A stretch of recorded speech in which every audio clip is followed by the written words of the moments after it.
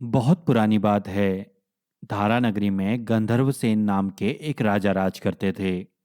उनकी 4 रानियां थीं और 6 लड़के थे, जो सबके सब बड़े ही चतुर और बलवान थे। संयोग से एक दिन राजा की मृत्यु हो गई और उनका सबसे बड़ा बेटा शंख गद्दी पर बैठा। उसने कुछ दिन राज किया, लेकिन छोटे भाई विक्रम ने उसे मार डाला और स्वयं राजा बन बैठा। उसका राज्य दिनों दिन बढ़ता गया और वह सारे जम्बूद्वीप का राजा बन बैठा। एक दिन उसके मन में आया कि उसे घूमकर सैर करनी चाहिए और जिन देशों के नाम उसने सुने हैं उन्हें देखना चाहिए। सो वह गद्दी पर अपने छोटे भाई भृतहरि को सौंपकर योगी बनकर राज्य से निकल पड़ा। उस नगर में एक ब्राह्मण तपस्या करता था। एक दिन देवता ने प्रसन्न होकर उसे एक फल दिया और कहा, जो भी इस फल को खाएगा वह अमर हो जाएगा। ब्राह्मण ने वह फल लाकर अपनी पत्नी को दे दिया और देवता द्वारा कही गई बात भी बता दी। ब्राह्मणी बोली, हम अमर होकर क्या करेंगे? हमेशा भीख ही मांगते रहेंगे। इससे तो मरना ही अच्छा है। तुम इस फल को ले जाकर राजा को दे दो और बदले में कुछ धन ले आओ। यह सुनकर ब्राह्मण फल लेकर राजा भर्तहरि के पास पहुंच गया और उसने सारा हाल कह सुनाया। भर्तहरि ने फल ले लिया और ब्राह्मण को 1 लाख रुपए देकर विदा कर दिया। भर्तहरि अपनी रानी को बहुत चाहता था। उसने महल में जाकर वह फल उसी रानी को दे दिया। रानी की मित्रता शहर के कोतवाल से थी। उसने वह फल कोतवाल को दे दिया। कोतवाल एक वैश्या के पास जाया करता था। वह उस फल को उस वैश्या को दे आया।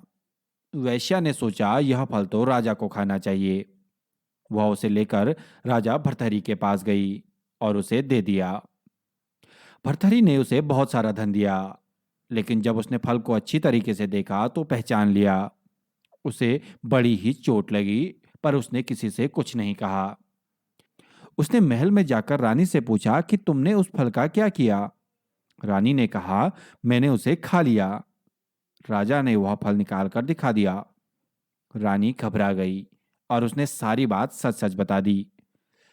भर्तहरि ने पता लगाया तो उसे पूरी बात ठीक ठीक मालूम हो गई। वह बहुत दुखी था। उसने सोचा, यह दुनिया मायाजाल है, इसमें अपना कोई नहीं। वह फल लेकर बाहर आया और उसे धुलवाकर स्वयं खा लिया और फिर राजपाट छोड़ योगी का भेष बना जंगल में तपस्या करने चला गया। भर्तहरि के जंगल में चले जाने से विक्रम की गद्दी सूनी हो गई। जब राजा इंद्र को यह समाचार मिला तो उन्होंने एक देव को धारा नगरी में रखवाली करने के लिए भेज दिया। वह दिन रात वहीं रहने लगा। भर्तहरि के राजपाट छोड़कर वन में चले जाने की बात विक्रम को मालूम हुई तो वह लौटकर अपने देश में वापस आ गया। आधी रात का समय था। जब वह नगर में घुसने लगा तो देव ने उसे रोका। राजा ने कहा, मैं विक्रम हूं, यह मेरा राज है, तुम मुझे रोकने वाले कौन होते हो? देव बोला, मुझे राजा इंद्र ने इस नगर की चौकसी के लिए भेजा है।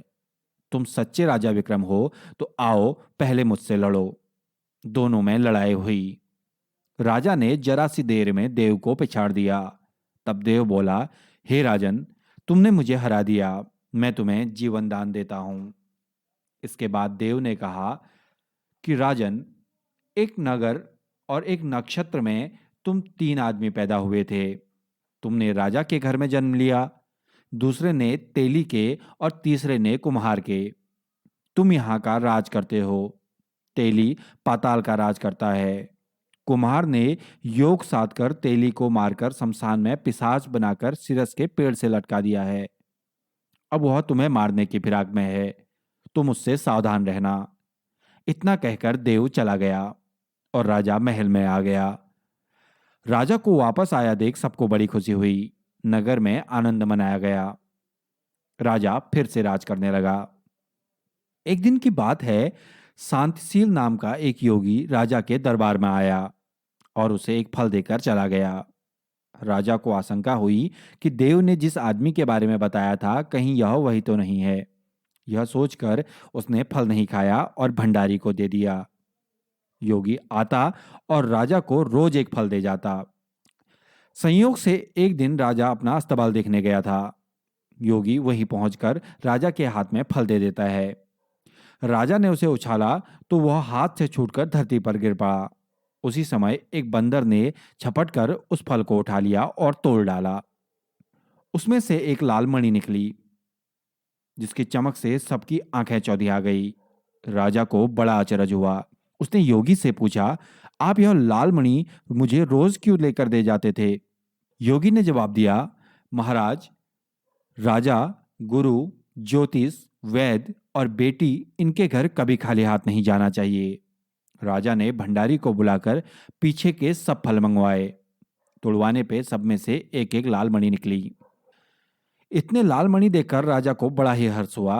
उसने जौहरी को बुलवाकर उनका मूल्य पूछा। जौहरी बोला, महाराज, ये इतने कीमती हैं कि इनका मोल करोड़ों रुपए में भी नहीं आका जा सकता। एक एक मणि एक एक राज्य के बराबर है। यह सुनकर राजा योगी को हाथ पकड़कर गद्दी पर ले गया और बोला, योगीराज, आप सुनी हुई बुरी बातें दूसरों के सामने नहीं कही जाती। राजा उसे अकेले में ले गया। वहां जाकर योगी ने कहा, महाराज, बात यह है कि गोदावरी नदी के किनारे मसान में बैठकर मैं एक मंत्र सिद्ध कर रहा हूं।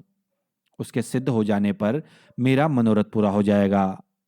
तुम एक रात मेरे पास रहोगे तो मंत्र सिद्ध हो जाएगा। एक दिन रात को हथियार बांधकर तुम अकेले मेरे पास आना। राजा ने कहा, अच्छी बात है, मैं आऊंगा। इसके बाद योगी दिन और समय बताकर अपने मठ में चला गया। वह दिन आने पर राजा अकेला वहां पहुंचा। योगी ने उसे अपने पास बिठा लिया। थोड़ी देर बैठकर राजा ने पूछा, महाराज, मेरे लिए क्या आज्ञा है? योगी ने कहा, राजन, यहां से दक्षिण दिशा में 2 कोस की दूर पर मसान में एक सिरस के पेड़ पर एक मुर्दा लटका है। उसे मेरे पास ले आओ, तब तक मैं यहां पूजा करता हूं। यह सुनकर राजा वहां से चल दिया। बड़ी भयंकर रात थी। चारों ओर अंधेरा फैला था। पानी बरस रहा था। भूत प्रेत शोर मचा रहे थे। सांप आ आकर पैरों में लिपट जाते। लेकिन राजा हिम्मत से आगे बढ़ता गया। जब वह मसान में पहुंचा तो देखता क्या है कि शेर दहाड़ रहे हैं, हाथी चिगाड़ रहे हैं, भूत प्रेत आदमियों को मार रहे हैं। राजा बेधड़क चलता गया और सिरस के पेड़ के पास पहुंच गया। पेड़ जड़ से फुनगी तक आग से दहक रहा था। राजा ने सोचा, हो न हो यह वही योगी है जिसकी बात देव ने बताई थी। पेड़ पर रस्सी से बादाम मुर्दा लटक रहा था। राजा पेड़ पर चढ़ गया और तलवार से रस्सी काट दी। मुर्दा नीचे गिर पड़ा और दहाड़ मार मार कर रोने लगा। राजा ने नीचे आकर पूछा, तू कौन है?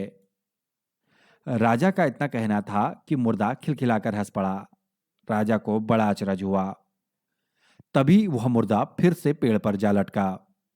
राजा फिर से ऊपर चढ़ गया और रस्सी काट मुर्दे को बगल में दबाकर नीचे ले आया और बोला, बता तू कौन है? मुर्दा चुप रहा। तब राजा ने उसे एक चादर में बांधा और योगी के पास ले चला। रास्ते में वह मुर्दा बोला, मैं बेताल हूं। तू कौन है और मुझे कहाँ ले जा रहा है? राजा ने कहा, मेरा नाम विक्रम है। मैं धारा नगरी का राजा हूं। मैं तुझे योगी के पास ले जा रहा हूं। बेताल बोला, मैं एक शर्त पर चलूंगा। अगर तू रास्ते में बोलेगा तो मैं लौटकर वापस पेड़ पर जा लटकूंगा। राजा ने उसकी बात मान ली। फिर बेताल बोला, पंडित, चतुर और ज्ञानी, इनके दिन अच्छी अच्छी बातों में बीतते हैं, जबकि मूर्खों के दिन कलह और नींद में। अच्छा होगा कि हमारी राह भली भांति चर्चा में बीत जाए। तो मैं तुझे एक कहानी सुनाता हूं, ले सुन। दोस्तों, विक्रम और बेताल की यह कहानी आपको कैसी लगी, हमें कमेंट बॉक्स में जरूर बताएं। और विक्रम बेताल की अगली कहानी यानी कि अगला चैप्टर हम आपको अगली वीडियो में सुनाएंगे। तब तक के लिए नमस्कार। और हाँ, चैनल को सब्सक्राइब करना ना भूलें। धन्यवाद।